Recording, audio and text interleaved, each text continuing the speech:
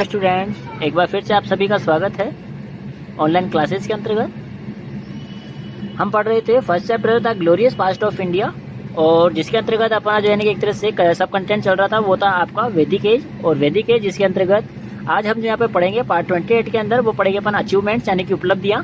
ये उपलब्धियाँ किस किस की है तो वो अपन पढ़ेंगे achievements of religious life, economic life and field of art, यानी कि धार्मिक जीवन, आर्थिक जीवन एवं यानी कि एक तरह से आपके कला के क्षेत्र में यानी कि क्या क्या योगदान रहा, क्या क्या कार्य किया, उन सभी चीज़ों को क्या क्या अचीवमेंट प्राप्त किया, वो सभी चीज़ें अपन आज यहाँ पर देखेंगे। फर्स्ट नंबर पे अगर अपन यहाँ बात करें तो फर्स्ट नंबर पे आपके यानी कि जो अचीवमेंट ऑफ रिलीजियस लाइफ, यानी कि अपन सबसे पहले पढ़ेंगे धार्मिक जीवन की उपलब्धियाँ कि धार्मिक जीवन के अंदर क्या क्या उपलब्धियाँ उस समय प्राप्त किया अपन ने।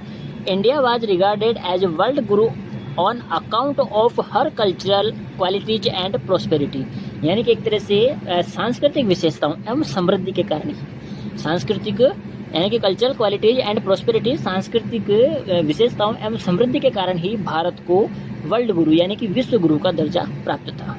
India was regarded as world guru on account of her cultural qualities and prosperity, यानी कि एक तरह से सांस्कृतिक विशेषताओं एवं समृद्धि के कारण ही भारत को विश्व गुरु का दर्जा प्राप्त था। In Vedic religion, nature was considered as power and people worship them classified into three groups।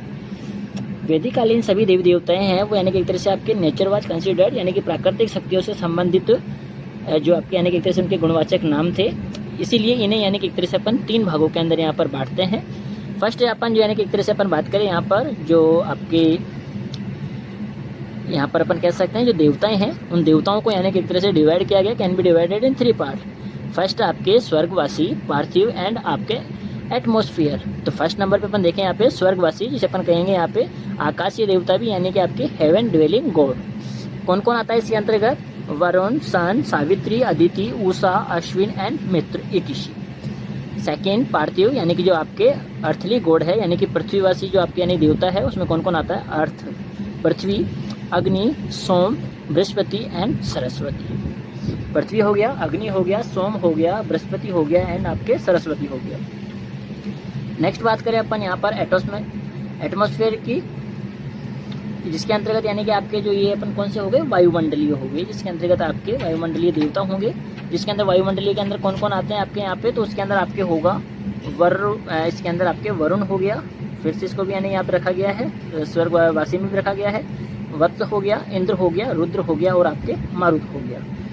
तो the gods and goddess were worshipped by offering prayers and performing the यज्ञ की अगर अपन यहाँ पे बात करें तो ऋग्वेद के अंदर भी और आपके यानी कि एक तरह से काफ़ी जगह बात की गई है कि ऋग्वेद में कहा गया कि जो सत्य है वो सत्य ये है कि ईश्वर एक ही है। ऋषियों ने ही यानी कि एक तरह से उसको अलग अलग यानी कि रूपों में वर्णन किया है, और उपनिषदों के अंदर भी यानी कि परम ब्रह्मा की यानी कि संज्ञा दी गई है।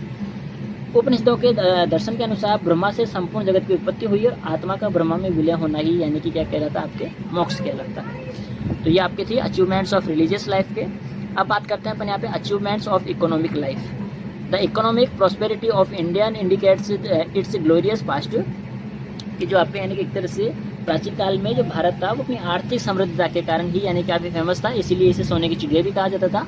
India has been an agriculture based, यानी कि एक तरह से आपके कैसा था? ये कृषि प्रधान देश था। एग्रीकल्चर एंड एनिमल हस्बेंड्री यानी कि एक तरह से कृषि का कार्य करते थे। पशुपालन have been the backbone of Indian economy, यानी कि एक तरह से अगर अपन बात करें यहाँ पर तो जो आपकी यानी कि एक तरह से वैदिक कालीन जो सभ्यता थी उसकी अगर आर्थिक उन्नति की, आर्थिक समृद्धता की बात करें तो काफ़ी यानी कि एक तरह से उन्नत थी, लेकिन उसके अंतर्गत कहीं ना कहीं यानी कि एक तरह से आपके जो सबसे ज़्यादा यानी कि महत्व था वो था किसका? आपके एग्रीकल्चर का और एनिमल हस्बेंड्री का, यानी कि एक तरह से कृषि और पशुपालन का, जो यानी कि एक तरह से इंडियन इकोनॉमी की सबसे बड़ी यानी कि एक तरह से उसकी ग्रोथ के ये तत्व थे। इंडस्ट्रियल यूनियन कैम इनटू एक्सीडेंसेस, जिसके अंदर आपके सृष्टि, गण, Ganpati words used for meet, यानी कि जो आपके औद्योगिक जो आपकी इकाई आती है उसके अंतर्गत यानी कि आपके गणों को, गणपति जो शब्द थे इनको यूज किया जाता था वहाँ पे। In effective types production mention, यानी कि एक तरह से जो महाकाव्य काल है उसमें दो प्रकार की यानी कि एक तरह से कृषि को यहाँ पर यानी कि एक तरह से वहाँ पे फसल को दो प्रकार की यानी कि उपज को बताया गया है। फर्स्ट आपके वन्य जो ग्रे नेचुरली यानी कि एक तरह से आपकी वन्य हो गई, जिसके अंदर यानी कि आपके ऑटोमेटिक यानी कि घास फूस चारा जो भी उगता था तो ये आपके फसल ऑटोमेटिक होती थी।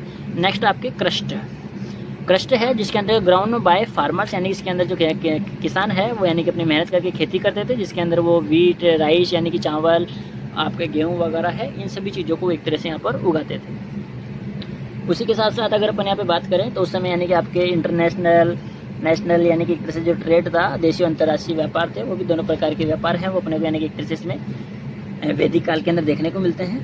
अपन टैक्स की बात करें तो कर के अंदर रूप के अंदर यानी जो आपके जो भी यानी कि एक तरह से आपके प्रोडक्शन होता था उसका 1/6 से लेकर के आपके 1/10 पार्ट तक यानी कि एक तरह से आपके टैक्स के रूप में लिया जाता था। उसी के साथ अब बात करें अपन इसके थर्ड पार्ट के, achievements in the field of art. Buddha and Jain religion have contributes a lot in this field. Designs of the temples, monasteries, chaityas, vihar and stupas, idols and cave art best example of art. यानी कि एक तरह से जो बौद्ध और अपन यानी कि एक तरह से जो जैन यानी कि आपके धर्म है। अब कला का अगर क्षेत्र की अगर बात करें अपन तो कला के क्षेत्र के अंदर जैन धर्म और बौद्ध धर्म है, दोनों का ही काफ़ी यानी कि एक तरह से विशेष योगदान हमको देखने को मिलता है। Buddha and Jain religion have contributes a lot in this field, यानी कि एक तरह से कला के क्षेत्र में जैन धर्म और बौद्ध धर्म दोनों का ही विशेष योगदान रहा है। और इसी के साथ साथ यानी काफ़ी मंदिर हो गए, चैत्य हो गए, विहार हो गए, मूर्तियाँ हो गई, ये सभी यानी कि श्रेष्ठ उदाहरण अपने को यानी कि उस समय की कला के बारे में देखने को मिलते हैं, जिसके अंदर मुख्य रूप से idols of Sarnath, caves of Kolvi, the stupas of Sanchi and Amaravati are best example of Buddha art. यानी कि एक तरह से बौद्ध कला के श्रेष्ठ उदाहरण है, इसमें आपके बौद्ध गुफाएं हो गई, सांची भरपूर हो गए। अगर हम बात करें तो मूर्ति कला की दृष्टि से तो हमारी शैलियों में गांधार व मथुरा कला वो यानी कि काफ़ी फेमस थी। उसी के साथ साथ यानी कि सारनाथ से प्राप्त बौद्ध प्रतिमा भारतीय कला का श्रेष्ठ उदाहरण रहा है। और in Vedic age people are familiar with clothes, यानी कि एक तरह से वैदिक आर्य कपड़ा बनाने की कला से भी यानी कि एक तरह से परिचित थे। और जो यानी कि एक तरह से द वेवर, उसके लिए यानी कि एक तरह शब्द यूज किया जाता था यहाँ पर, बुनाई के जो कार्य होता था उसके लिए यानी कि एक तरह से बुनाई के कार्य को यहाँ कहा गया है आपके वेन। ओवन क्लॉथ यानी कि एक तरह से जो बुनकर होता था उसको कहा जाता था आपके यानी कि एक तरह से जो अपन कहेंगे इसके अंदर सॉरी वस्त्र को, कि जो वस्त्र होगा उसको कहा जाएगा वयून। कॉटन थ्रेड यानी कि आपके जो धागे या सूत है उसके लिए वस्त्र यूज किया जाता था तंतु, एंड पिंडल जिसके लिए यानी कि शब्द यूज किया जाता है आपके तंत्र। तो यानी कि करगा है, ये आपका करगे के लिए यानी कौन सा शब्द यूज किया गया, तंत्र का यूज किया गया। तो इसी प्रकार से यानी कि अपन देख सकते हैं यहाँ पे कि कुछ यानी कि आपकी खास यहाँ बातें अपन ने देखी जो इसके अंदर आपके यानी अचीवमेंट्स थे, ये रिलीजियस लाइफ के, इकोनॉमिक्स लाइफ के एंड आर्ट के। कुछ रिलीजियस आपके अचीवमेंट थी कौन से आपके एज के, वैदिक एज के। तो इसी के साथ आपका ये पार्ट है जो कंप्लीट होता है। और जो द फर्स्ट चैप्टर था ग्लोरियस पास्ट ऑफ इंडिया, इसका जो अपन ने सब कंटेंट लिया था वैदिक एज, वो आज आपका कंप्लीट हो चुका है। और अब हमारे इसके बाद के अंदर अभी 2 पार्ट और बचे हैं, सॉरी वैदिक एज है इसका आपका यानी कि एक तरह से जो ये अचीवमेंट्स वाला था जिसके अंदर रिलीजियस लाइफ है, इकोनॉमिक्स लाइफ और फील्ड ऑफ आर्ट्स, ये कंप्लीट हो चुका है। वैदिक एज का एक और पार्ट बचा है अभी 29, जिसके अंदर अपन पढ़ेंगे अचीवमेंट्स ऑफ साइंस, यानी कि विज्ञान के अंदर भी यानी कि उस समय के अंदर काफ़ी उपलब्धियाँ इन्होंने प्राप्त की थी विज्ञान के क्षेत्र में भी। तो वो सभी चीज़ें अपन यहाँ पर पढ़ेंगे। तो उसके लिए अपनी जो नेक्स्ट मीटिंग होगी, नेक्स्ट क्लास होगी, वो होगी आपके पार्ट 29 के अंदर। ठीक है।